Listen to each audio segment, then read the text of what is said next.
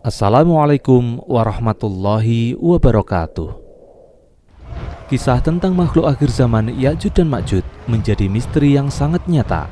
Banyak ulama yang mengisahkan Ya'juj dan Ma'juj merujuk ke berbagai riwayat dan hadis dari Rasulullah SAW. Tak seorang pun manusia yang mampu melumpuhkan Ya'juj dan Ma'juj. Dunia seakan diliputi sebuah kegaduhan dan mimpi buruk karena keberadaannya. Ya'juj dan Ma'juj menjadi makhluk akhir zaman yang muncul ke muka bumi dengan membawa keonaran di mana-mana. Pada akhirnya, hanya Allah Azza wa Jalla yang mampu membinasakan mereka dari muka bumi. Ya'juj dan Ma'juj adalah dua nama suku yang akan keluar pada saat akhir zaman. Mereka muncul setelah keluarnya Dajjal dan turunnya Nabi Isa alaihi salam. Allah Subhanahu wa Ta'ala berfirman, hingga apabila dibukakan tembok Ya'juj dan Ma'juj dan mereka turun dengan cepat dari seluruh tempat yang tinggi. Dan telah dekatlah kedatangan janji yang benar, hari berbangkit. Maka tiba-tiba terbelalaklah mata orang-orang yang kafir. Mereka berkata, aduhai, celakalah kami. Sesungguhnya kami adalah dalam kelalaian tentang ini. Bahkan kami adalah orang-orang yang zalim. Seringkali muncul pertanyaan, dari manakah asal-usul Ya'juj dan Ma'juj?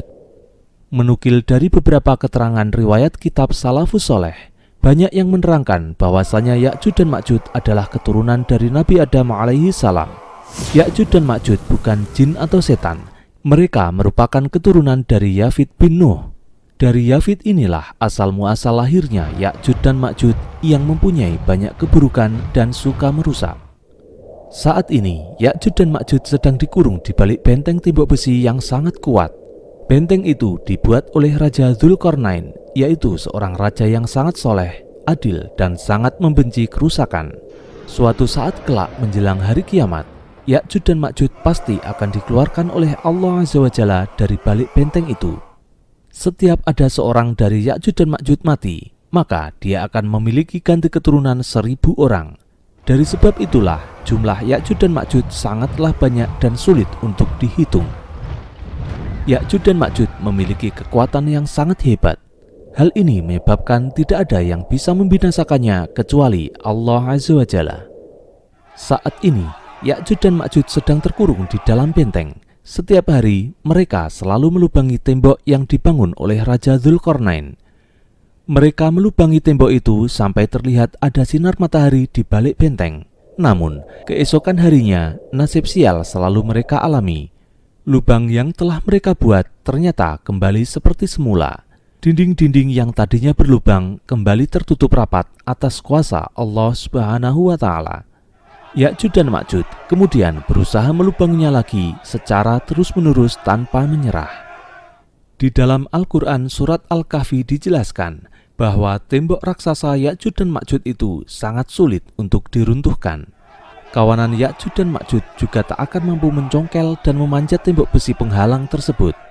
Ya'juj dan Ma'juj akhirnya berada dalam kondisi terkurung di balik benteng yang kokoh. Mereka tidak mati dan jumlahnya terus bertambah hingga sekarang. Namun di akhir zaman nanti, benteng yang dibangun oleh Raja Dzulqarnain akan runtuh. Peristiwa inilah yang menyebabkan Ya'juj dan Ma'juj lepas dan menjadi tanda akan terjadinya kiamat kubro. Ketika dinding penghalang itu runtuh, Ya'juj dan Ma'juj kemudian berhamburan keluar memenuhi permukaan bumi. Kebengisan mereka melebihi Dajjal. Mereka naik turun gunung menyerbu penduduk bumi. Setiap benda yang mereka dapati akan diobrak-abrik, dirusak, diporak-porandakan hingga hancur lebur. Mereka kemudian terus bergerak ke tempat yang lain. Ketika mereka menjumpai danau Tobariyah yang berisi penuh air, mereka semua berebut meminum air danau itu hingga habis tak tersisa. Bahkan dikisahkan bahwasanya yang berada di barisan belakang sudah tidak kebagian air danau tersebut. Mereka meminum air itu dengan rakusnya. Kawanan Ya'juj dan Ma'juj sungguh sangat banyak sekali. Apabila dihitung dengan perbandingan manusia biasa, satu orang dibandingkan 999 Ya'juj dan Ma'juj. Serbuan mereka membuat penduduk bumi sangat ketakutan. Ya'juj dan Ma'juj muncul seperti penguasa yang sombong dan angkuh. Mereka membantai sebagian besar penduduk bumi. Tidak hanya itu saja, saking sombongnya, mereka juga mencoba membunuh penduduk langit. Mereka lalu meluncurkan anak-anak panah ke langit, namun Allah Azza wa Jalla membalikkan anak panah itu dalam kondisi penuh dengan lumuran darah. Ya'juj dan Ma'juj dengan sombongnya mengira kalau mereka sudah berhasil membunuh serta menghabisi penduduk langit dan penduduk bumi. Ketika itu, umat muslim sangat ketakutan dengan adanya perusakan yang dibuat oleh Ya'juj dan Ma'juj.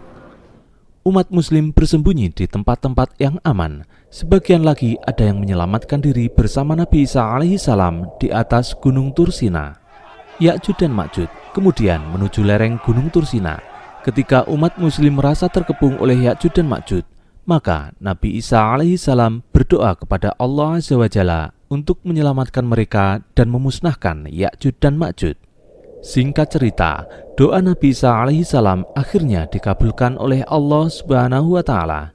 Selanjutnya, Allah Azza wa Jalla mengutus makhluknya, yaitu sejenis ulat yang mematikan. Kawanan ulat tiba-tiba muncul dan menyerang serta menggerogoti bagian leher Ya'juj dan Ma'juj. Rasa sakit yang luar biasa membuat Ya'juj dan Ma'juj tak berdaya dan akhirnya mati dengan mengenaskan. Kawanan Ya'juj dan Ma'juj bergelimpangan terjatuh dan mati menjadi bangkai. Tidak tersisa satupun kawanan dari Ya'juj dan Ma'juj yang hidup di permukaan bumi. Namun, pada saat itu, bangkai Ya'juj dan Ma'juj berserakan di mana-mana. Sangat sulit rasanya bagi kaum muslimin untuk membersihkan dan mengubur bangkai-bangkai itu. Ditambah lagi, bangkai yang berserakan itu kemudian mengeluarkan bau busuk yang sangat menyengat. Karenanya, Nabi Isa alaihissalam kemudian berdoa memohon kepada Allah Subhanahu wa Ta'ala untuk melenyapkan bangkai busuk Ya'juj dan Ma'juj. Akhirnya, Allah Subhanahu wa Ta'ala mengabulkan doa Nabi Isa alaihissalam. Allah Azza wa Jalla kemudian mendatangkan rombongan burung-burung yang memiliki leher panjang seperti unta. Jumlah burung itu tidak terhitung karena saking banyaknya. Kemudian burung-burung itu dengan cepatnya menyeret dan membawa terbang seluruh bangkai Ya'juj dan Ma'juj, lalu membuangnya ke lautan. Selanjutnya, Allah Subhanahu wa Ta'ala kemudian menurunkan hujan yang sangat deras. Hujan itulah yang akhirnya membersihkan bekas-bekas bangkai Ya'juj dan Ma'juj. Dengan air hujan itu juga, tanah di permukaan bumi kembali subur dan indah. Tanaman-tanaman kembali tumbuh dan mengeluarkan buah yang segar. Kaum muslimin kembali hidup bahagia di bawah kepemimpinan Nabi Isa alaihissalam. Demikianlah kisah asal mula Ya'juj dan Ma'juj, proses kemunculannya di akhir zaman hingga saat Allah Azza wa Jalla mematikannya. Wallahu a'lam bishawab. Wassalamualaikum warahmatullahi wabarakatuh.